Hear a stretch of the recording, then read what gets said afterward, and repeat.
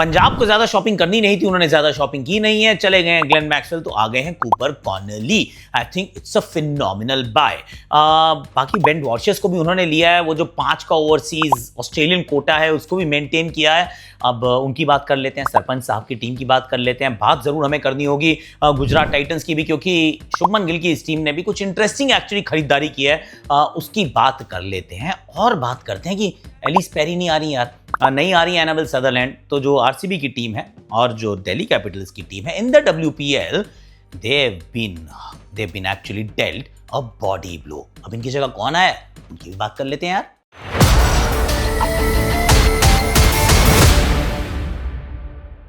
Hashtag Akashvani में आप सभी का हाथ जोड़ के गले लगा के वन फाइनल टाइम इन 2025 स्वागत है।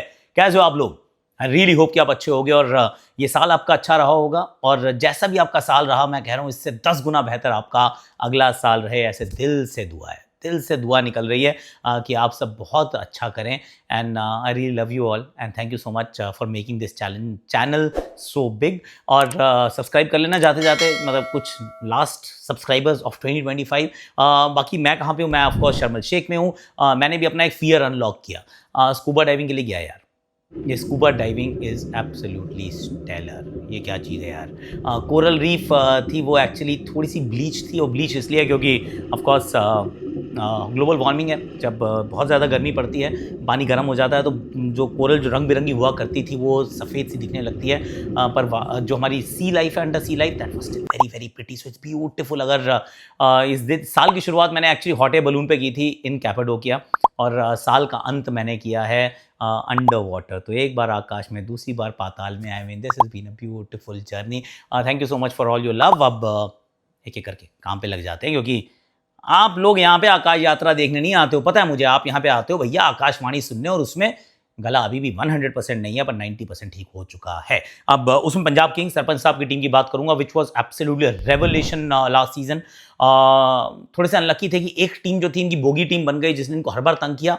अन्यथा ये टीम जो थी वो बहुत बढ़िया खेली, सिर्फ एक बार हरा पाई आरसीबी को, और अंत में जाके फाइनल भी उन्हीं से हारे हैं। तो दे जस्ट बिकेम कि नहीं यार ये नहीं हो रहा है, तो वो एक समस्या जरूर। पर उसके अलावा a lot of things actually went right. In fact इनसे इंस्पायर होकर, क्योंकि चर्चा थी कि इन्होंने अनकैप्ड खिलाड़ी खिलाए, चाहे प्रियांश आर्य हो, प्रभसिमरन सिंह हो, निहाल वडेरा हो, शशांक सिंह हो, they played plenty, Harpreet Brar हो, और टीम ने बहुत अच्छा किया। तो क्या वही फॉर्मूला फॉलो किया जा सकता है? एक किंग ने किया तो दूसरे किंग ने उसको फॉलो किया है। This is the first time actually, अगर आप आईपीएल के इतिहास में देखेंगे कि चेन्नई सुपर किंग्स ने एक्चुअली पंजाब किंग्स की फिलॉसफी को फॉलो किया है।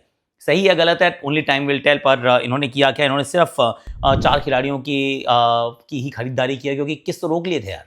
21 पीपल वर एक्चुअली रिटेन्ड। तो अगर इतने रिटेन्ड खिलाड़ी हो तो ज़्यादा आपको खरीदने की ज़रूरत होती नहीं है। अब ग्लेन मैक्सवेल तो छोड़ ही गए हैं आईपीएल, तो फिर किसी और को तो लेना था। इन्होंने जो 4 खिलाड़ी लिए हैं वो एक्जैक्टली ये हैं भैया। इन्होंने लिया कूपर कॉनली को 3 करोड़ में, which I think was a phenomenal buy. Ben Dwarshuis को इन्होंने ले लिया है left arm pacer, Praveen Dubey के रूप में एक स्पिनर, विशाल निषाद के रूप में एक और खिलाड़ी, एंड दैट्स अबाउट इट।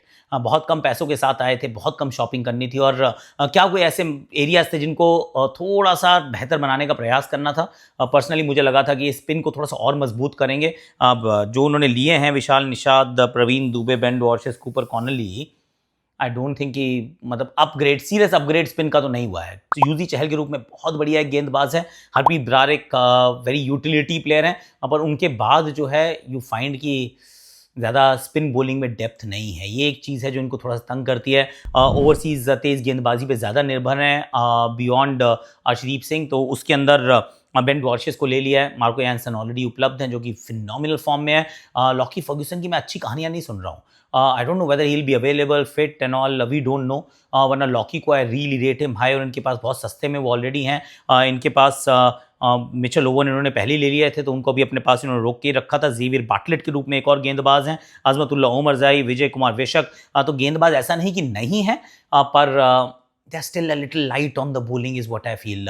पिछले साल बैटिंग बहुत देर तक बहुत अच्छे से फायर करती रही है। बॉलिंग देव डन वेल, पर if there is a weak link, मतलब क्योंकि हर टीम में कोई ना होगी कमजोरी कहीं ना कहीं तो होती है, तो मुझे लगता है कि polling is a little bit of a weak link, अगर वो निकालना ही हो बाल की खाल। और जो अनकैप्ड इंडियंस में इन्होंने बहुत विश्वास जताया है, उसी फिलॉसफी के साथ यहाँ उतरेंगे। And Cooper Connolly I think is going to add a very valuable addition. Josh Inglis नहीं है, उनको लेकर उन्होंने बहुत बवाल भी किया कि यार अब तो तुम जैसे 8 करोड़ के बिके, तुमने कहा कि मैं शादी डिले कर दूंगा, शादी के बाद जल्दी आ जाऊंगा, ऐसी ऐसी बातें करनी शुरू की, नहीं तो हम करते नहीं रिलीज आपको। अगर रिकी पॉन्टिंग को नहीं पता था तो फिर किसी को क्या ही पता था, टू बी वेरी ऑनेस्ट। तो anyhow Cooper Connolly I think is a very good buy. Ben Dwarshuis के रूप में एक और लेफ्ट आर्म सीमर का विकल्प अपने आप को दिया है। कितने मैच खेलेंगे आई डोंट नो, क्योंकि Azmatullah Omarzai, Marco Jansen, Xavier Bartlett, Ben Dwarshuis और लॉकी फर्ग्यूसन, इतने सारे ओवरसीज गेंदबाजों में सब तो खेल नहीं सकते। तो कितने मौके मिलेंगे, वी शैल फाइंड आउट। इनकी फील्ड बिट्स भी एक बार देख लेते हैं। इन्होंने सिर्फ 2 ही फील्ड बिट थी, एक थी अमन खान की, दूसरी थी राहुल चाहर की। Rahul Chahar of course they wanted Rahul Chahar, 5.2 crore I think इनके बजट से बाहर थे। हालांकि बेन वॉर्शियस पे इन्होंने 4.4 खर्च जरूर किए, they didn't come in with a lot of money. तो वहाँ उतना ज़्यादा स्पिन में अपग्रेड की शायद क्योंकि इनके पास पैसे नहीं थे, गुंजाइश इन्होंने अपने आप को दी ही नहीं थी। They retained the core, in fact 21 players यार।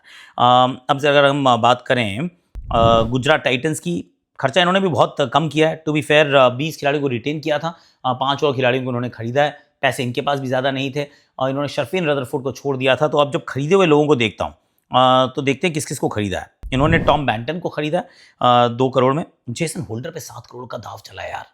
I think that's a massive news. Look would left arm pacer इन्होंने लिया अपनी तरफ, Ashok Sharma right arm pacer और पृथ्वीराज यारा के रूप में एक और खिलाड़ी इन्होंने अपने पास लिया है। बाकी वही टीम है जो पिछले साल तक थी, जिसमें जयंत यादव, कुमार कुशाग्र हुज इन गन फॉर्म, उनको शायद आप ऊपर बैटिंग करते हुए देख सकते हैं। अब मेरा ये सवाल था कि ये किसकी तरफ जाएंगे। मुझे लगता था जेराल्ड कोएत्जे को छोड़ दिया है, रबाडा सारे मैच पिछले साल फॉर वट एवर रीजंस नहीं खेले थे, तो मे बी दिल go for a gun fast bowler overseas. Gun fast bowler overseas में एक ऑलराउंडर की तरफ गए, जेसन होल्डर, जिनका टू बी फेयर बहुत बढ़िया प्रदर्शन रहा नहीं है over the last few years in the IPL. CPL बहुत अच्छा करके आए हैं, आउटस्टैंडिंग करके आए हैं, पर आईपीएल में कैसा रहेगा आई डोंट नो येट। और क्या ये खेल पाएंगे, I don't know that answer as well, क्योंकि ग्लेन फिलिप्स इनके पास ऑलरेडी हैं, जो कि आजकल लेफ्टी भी शॉट मार देते हैं, लेफ्टी चौके छक्के मार रहे हैं यार। आई मीन ये बंदा अलग है। ग्लेन फिलिप्स को खिला लो, मैं तो कह रहा हूँ, हर टीम रखती है, चाहे वो हैदराबाद हो, ये रखें, खिलाते नहीं है। तो maybe he deserves a bigger role this season. तो अगर वो खेलते हैं, जॉस बटलर खेलते हैं, राशिद खान खेलते हैं और कगिसो रबाडा खेलते हैं, तो 7 करोड़ के जेसन होल्डर की जगह नहीं बनेगी। और अगर ये बनाने की कोशिश करते हैं, ग्लेन फिलिप्स को बाहर करते हैं, तो इनकी बैटिंग सडनली मुझे मिडिल ऑर्डर में वीक नजर आती है। जहाँ पे वॉशिंगटन सुंदर जरूर हैं, कुमार कुशाग्र जरूर हैं, शाहरुख खान को इन्होंने अभी भी रोक के रखा है, राहुल तेवटिया हैं, पर is it the same story? फिर वही होगा कि बहुत ज़्यादा रिलायंस ऑन द टॉप 3। अगर वो पिछले साल जैसा परफेक्ट स्टॉर्म हो तो यू डू रियली वेल, अगर वहाँ चीज़ें बिगड़ जाएं तो कहानी में थोड़ा सा बदलाव आ जाता है। टॉम बैंटन लिए इन्होंने एज अ विकेट कीपर के बैकअप। मुझे लगा था जेमी स्मिथ ले लेंगे, मुझे लगा था जॉनी बेस्टो ले लेंगे, मुझे लगा था कि Tim Seifert, Finn Allen, I mean बहुत सारे नाम थे जो बहुत आसानी से सस्ते में अवेलेबल थे, पर इन्होंने टॉम बैंटन को लिया है। May be they know something, अच्छा करते आ रहे हैं, ऐसा नहीं कहूँगा नहीं करते आ रहे हैं, पर was he the best wicket keeping option available as a backup for Josh Butler? I mean, I don't know. I don't have an opinion on that one. कुल मिला के टीम पहले भी अच्छी थी, अभी भी अच्छी है, पर वो जो मिडिल ऑर्डर का होल है जिसमें शर्फिन को जाने दिया है, क्या उस होल को भरा है? आई एम नॉट श्योर कि इन्होंने भरा है। बैकअप के रूप में is look would a better option then से जो इनके पास जेराल्ड कोएत्जे थे? Again I am not 100% certain, पर जेसन होल्डर के रूप में क्या एक अपग्रेड है? अपग्रेड तो है, क्योंकि एक ऑलराउंडर, प्रॉपर ऑलराउंडर इनको मिला जरूर है, और who is actually in really good T20 form of late, that is Jason Holder. तो यहाँ तो कहानी खत्म हो जाती है भैया 2 टीम्स की। अब जरा एलिस पेरी की बात कर लेते हैं। शी इज पुल्ड आउट यार, WPL अभी शुरू होने वाला है जैन फर्स्ट वीक में, और उन्होंने कहा मैं नहीं आऊँगी। RCB आई मीन विजेता रहे हैं, ये इनको थोड़ा झटका लगा है इस बात का कि एलिस पेरी नहीं है। अब उनकी रिप्लेसमेंट आप रख भी लो तो भी, I tell you, Sayali Satghare I think उन्होंने रखा है, आई जस्ट कंफर्म, हाँ जी सयाली सदगरे इन्होंने रखे हैं, लेकिन सेम स्किल सेट तो है, पर सेम प्लेयर तो नहीं हो सकते, क्योंकि स्किल का लेवल जो है Ellyse Perry is very very different. Alana King आई हैं एनाबेल सदरलैंड की जगह WPL में दिल्ली के लिए। अगेन एनाबेल सदरलैंड की रिप्लेसमेंट तो नहीं है यार। Annabel Sutherland medium pace and batting as gun batting. Alana King a proper spinner with decent batting, I mean not a great batting के विकल्प। One day cricket okay, T20 50-50, had a great world cup, पर unsold गई थी for what ever reason. तो वो आ चुकी हैं, हालांकि मुझे लगता है दोनों ही टीमें उनकी अनुपस्थिति में, एक एलिस पेरी की अनुपस्थिति में, दूसरी एनाबेल सदरलैंड की अनुपस्थिति में थोड़ी सी कमज़ोर ज़रूर महसूस होंगी, क्योंकि they are gun players who are not there any more. That's what I feel. आज के लिए वैसे मेरे पास इतना ही है। गले के ऐसा होता है आजकल ना, 10 मिनट जब मैं बात कर लेता हूँ लगातार ऐसा monologue, then my throat tells me कि आई एम नॉट 100% येट। आज के लिए अभी के लिए इतना ही है। एक इंस्टाग्राम पे बड़ी अच्छी रील डाली है जहाँ पे my first day spy in Pakistan, do check that out. और एक रिएक्शन वाला वीडियो भी डाल रहा हूँ, वो भी देखिएगा। आज के लिए अभी के लिए इतना ही। Thank you so much for watching. Thanks.